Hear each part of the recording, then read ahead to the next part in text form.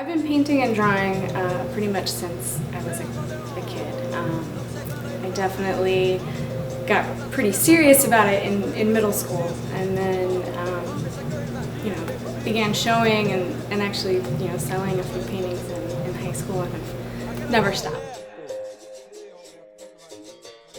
I had a painting professor in college, Nancy Michnick, who was a fabulous painter, and she really pushed me to develop the skill of painting from life instead of just relying on photographic images, so that when I did use photographs, I would know how to extract information without necessarily relying on the way that the lens flattens everything. She was a great mentor, as well as Anna Ludwig, who was a conceptual artist that I studied with in college. So it really kind of pushed me to be maybe more of a conceptual painter.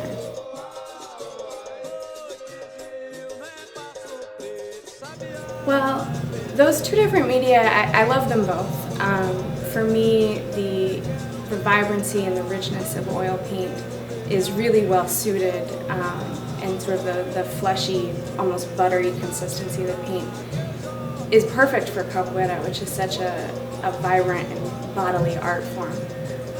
Whereas the watercolor paintings developed out of this concept that I was working on, that history leaves a stain on the place in which it occurs, that the energy of an event just sort of leaves this trace or this residue, this feeling that maybe influences things to come in the future. And watercolor, the sort of transparent nature where it soaks into the paper, that for me felt like a stain. So it really helped talk about the concept I was interested in.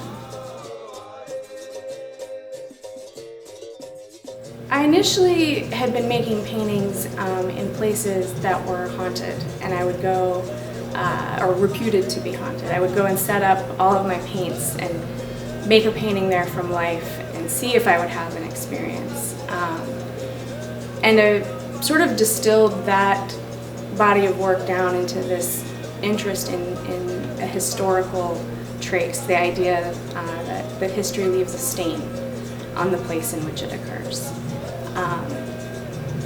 And my interest in capoeira, which I started training in 2005, also helped me sort of solidify the idea that I was interested in sites of political protest, particularly dealing with the history here in the Bay Area.